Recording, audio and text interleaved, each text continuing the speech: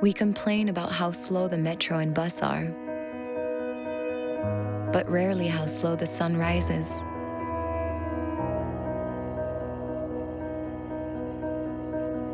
There are no psychologists in the middle of the forest. But to tell you the truth, we have never seen anyone stressed by trees.